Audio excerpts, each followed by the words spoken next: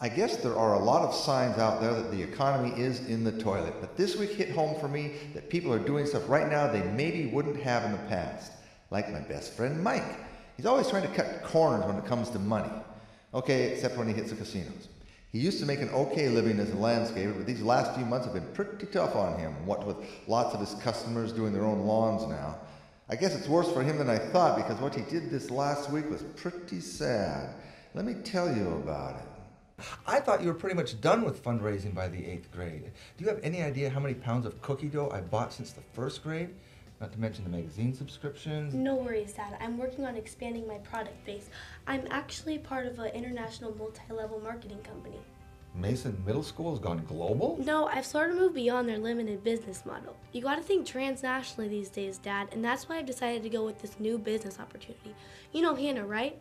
Well, her mom gave me a ride home last week, and she showed me a really cool way to make thousands of dollars working for her company. Thousands of dollars? What company does she own? She didn't say the name of it, but I guess it's one of the biggest in the world.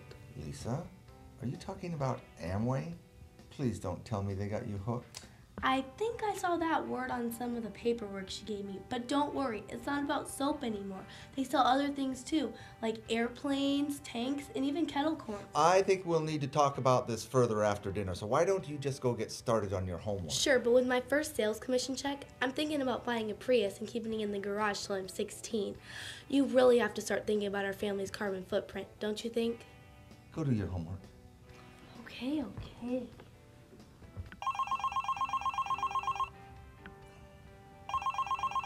I got it. Hello. It's not for you. Hey, Mike, what's up? Hey man, I was wondering if you're gonna take your cat to the vet this week like you said you were gonna do. Yeah, I still need to call and make an appointment. Why do you ask? Nothing. I was just thinking maybe it'd be kind of cool to go along. I haven't been to a vet for about 20 years, since my dog Biffy died. Okay, I guess that would be fine. I could use someone to keep Mindy calm. You know, she does sort of freak out in the car. Yeah, sure, but you know I'm sort of more of a dog guy. You know, when a cat flips out, what do? I'll be there in the car with you and her, so don't worry about it. I'll call tomorrow and find out when's a good time to bring her by. Okay, talk to you later. Dude, if she starts spitting up hairballs, you gotta pull over and take her, because it's gonna totally gross me out. She hasn't hawked a hairball since she was a kitten, okay? Now just be cool. The vet's office is just a couple miles away. What happened to your hair? I tried to get some of that Just for Men hair coloring stuff, but I didn't have enough, so I stopped into the dollar store and they had gray go away for $1. So I tried it and it didn't, never mind.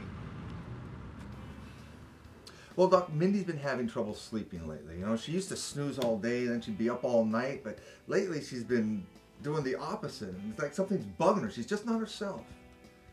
Have you noticed any changes in her eating habits, like not finishing her meals or any changes in her bowel movements? If she did, would that mean something bad is going on? It's not terminal or anything, is it? I mean, Lisa would be really upset if something happened to Mindy. We've raised her since she was a kitten. We found her at Wright Park. I don't see any life-threatening conditions here, but we probably should do some lab tests to find out what's really going on. So what kind of lab work are we talking about here? Are we talking about peeing in a cup, or are we talking about drawing blood? Because I really hate the whole needle concept of it when you stick it to your arm and then you got a whole... Yeah, well, I just want Mindy to be healthy here, okay? Whatever's necessary, let's do it. It may mean we have to keep her overnight to observe her sleeping patterns and maybe do some more tests. Absolutely. Could I step outside and call my daughter to let her know that Mindy's going to be okay and she's just going to be doing a sleepover here for a little while? Sure, I need to finish up my exam anyway. So, Doc, hey, would you worry about getting up 5 or 6 times a night to take a pee? It's really kind of a hassle. Well, I don't think Mindy minds using the cat box when nature calls. It's all part of a cat's day. Really? That's not weird?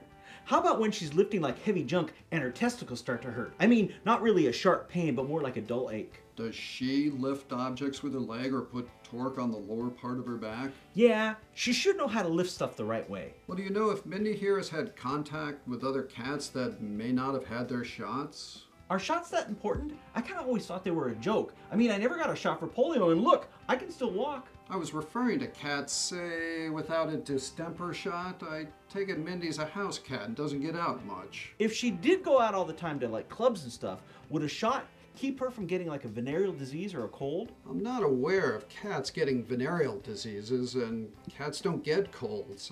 An occasional virus, But if she wasn't a cat, would it be a good idea to get all the shots? You know, even that parvo something one? Excuse me, I'm sorry. I didn't get your name. Okay, Doc. Can I ask you a favor? I mean, I'll pay and everything. Do you charge by the hour or by the minute?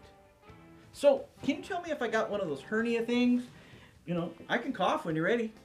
Excuse me? Pull up your pants immediately and leave my office now. What? I said I'd pay you. It can't cost more than $20 to check this out. Either leave right now or I'll call someone to have you removed. Fine. I guess I'll just take my business elsewhere. But you think maybe you can recommend a vet nearby that believes in the doctor's creed? You know, the one that says you're supposed to help cure somebody regardless of how much money they have? Try the 6th Avenue Veterinary Clinic. They might be able to help someone like you. Yeah. Now get out. Fine, thanks. What the hell happened? I thought it would be okay to get the guy's opinion on a couple of things. I mean, geez, you'd think I had like squished a puppy or something. You asked a vet for a medical opinion for yourself. So? Do you know how expensive it is to go see a real doctor nowadays? And you know, I don't have health insurance. And you ask an animal doctor to heal you? What is he, Benny Hinn? You know, it seemed like an okay idea. I mean, he did refer me to a vet on 6th and Union, and we're going right by there on the way home. Yeah, I guess so. I mean, I still have to get Mindy's lab work done since she's no longer welcome at her regular vet. Thank you very much. Hey, at least I know I don't have rabies. That's good to know. I guess you could say I can't blame Mike for trying to get some medical care on the cheap. For those of us that still have insurance, well, the damn yearly deductibles are getting to be a mortgage payment. Maybe someday someone will figure out how to fix this system. I mean, Mike finally did go see someone at one of those dock-in-the-box places, and he received quality health care. Now he knows he doesn't really have a hernia, and it only cost him $1,406. Maybe they can repossess one of his lawnmowers or something to pay it off. What a great country, huh?